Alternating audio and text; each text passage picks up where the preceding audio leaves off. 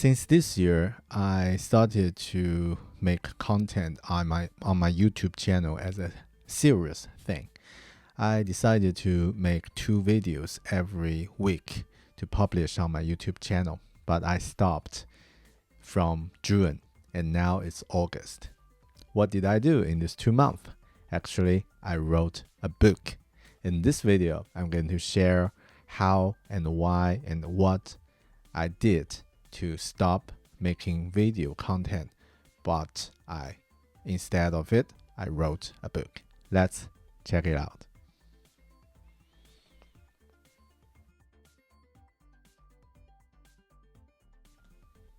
Hi, this is Bear Talk. Welcome to my channel. Here we talk things about design, technology, and productivity. I'm Bear, a product designer who lives and works in Auckland, New Zealand. I hosted a Chinese podcast for 9 years and also on creating videos every week. So I believe growing my audience is one of the best investment that I can do for the long term. Early this year, I decided to make videos on my YouTube channel, and it's going quite well. So every week, I make 2 videos on my YouTube channel. Something happened last year, which is really good. An editor reached out to me and said if I'm interested on writing a book about reading books, because she knows that I've produced. Actually, I'm reading books every year for 50 books per year for many years. And she's quite interested about this and would like me to share this some tips and some tricks that I can write a book about it. I'm keen on this idea. I really like it and just go for it. So the contract went on quite well.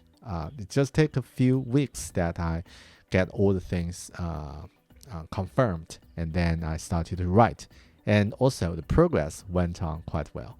I guess that's the beginner's luck.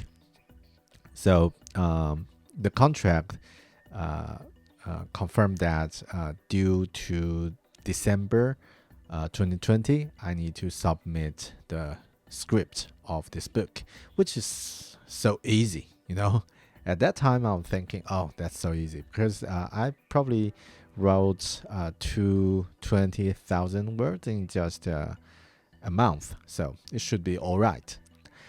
But something happened, COVID, and then I got laid off from my first job in New Zealand, and then I need to find a job as the priority. So writing book is not a priority for me at that time anymore. So then I keep working on job searching and interviewing, and then I got a good job at Vodafone New Zealand as a senior UX designer. So landing a job requires a lot of mental capacity. So I need to focus on my new job and learning all the things, get to know people. So writing book again is not the priority anymore. And then December arrived, and then I only got 60% of my book script written. So my editor was totally supportive and understandable, and she's really awesome. She just allowed me to a couple of months that take whenever I need to finish the book. So, but then what I found is tricky is that because of this big gap, I feel that I lose the momentum to keep working on the book, and I don't know how to pick it up. Maybe because of that, I do something else, like reading more books, and also do some research related to writing books. But actually, I stopped writing on it. And also, later this year, like early this year, I found one of my dream jobs is open, and then I applied that job. And after a few rounds of interviews, I got a job. So from May, I moved to this new job. And then I agreed on some online and offline events that as a guest I need to share something, so which make me really really busy on in May. And if you check my channel for some previous content, you might notice that there are a lot of topics that I'm sharing, which is from the the May's events. And then I feel that my due date of my book was already passed for almost half a year, and I still got half of the progress need to finish. So I feel this takes too much of my headspace, and it's become a kind of a burden. I really need to get it done, so get it sorted. So and then I decided to focus on it and really to prioritize this job as the priority for me. So I need to compromise my content creating, which means that I need to cut it off. So I found that content creating is a creative consuming thing. So basically your creativity is kind of like limited resource, and as long as I spend some time, maybe just a few hours every week on producing videos and producing podcasts, actually I don't have the mental capacity and creativity left for writing books. So since June I made this decision. It's a tough decision that I need to compromise. I need to give up or stop on producing video content. Even I promised to do that, I decided to take a stop, and I know it could be not a good thing because for my channel and podcast, because people might wait 2 more months and at that time I don't know if I can finish in 2 months of writing the books. But I did this decision for myself. And then what happened? How did I do it? Let me share my screen, and then you can take a look on what the things I'm doing. So I created a board on my in my Notion. So this board called Hacking Book. So this is the title of my book, and I make all the things available here. So here's the full book script. So which is the script that which is the board I use it to manage all the script I'm written. So for example, the first one, this is the beginning of the book, and then I wrote this chapter, and then make it on different stages, like to writing, draft, finish, and on the illustration. So this is the 5 stages of the chapter. And then there's a word account, and then complete as a checked box, and also which chapter it belongs. So there are 8 chapters for this book, and I use this to manage all my workload. And actually there's another thing that I created for managing the progress, which is the personal sprint. Let me show you. So if you are familiar with agile development, you're probably quite familiar with sprint, retro, and stand-up, things like that. So I made this personal sprint based on weekly progress. So every week I will create some different tasks. And for example, this is sprint 31 of this year. So from this sprint, this is my goal for this task. So proofread my book script and send it to the editor. So this is something I need to finish in that week, and this is the progress I'm checking. And also I'm using a daily note to check what is the progress I made every day. and also some tips and also some review.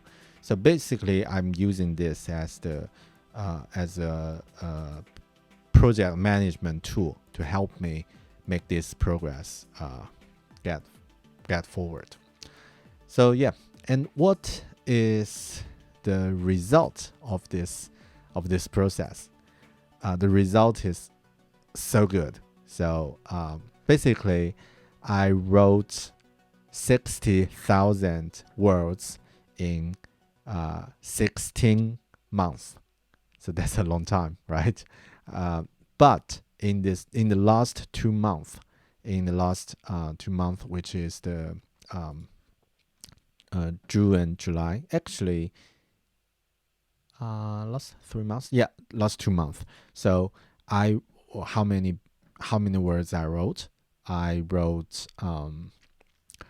let me see, 40,000 words in 2 months. So the speed improved in 5 times than previous stage. And now the script 100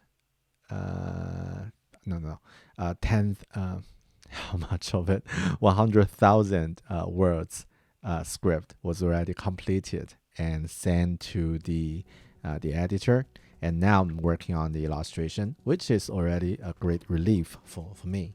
So yeah, I think what I've learned from this process is that the first thing, I was really good at multitasking. I can do a lot of things at the same time, podcasting, writing, do my 9 to 5 work, and some other things. But then I feel it probably just because I'm bad at prioritizing.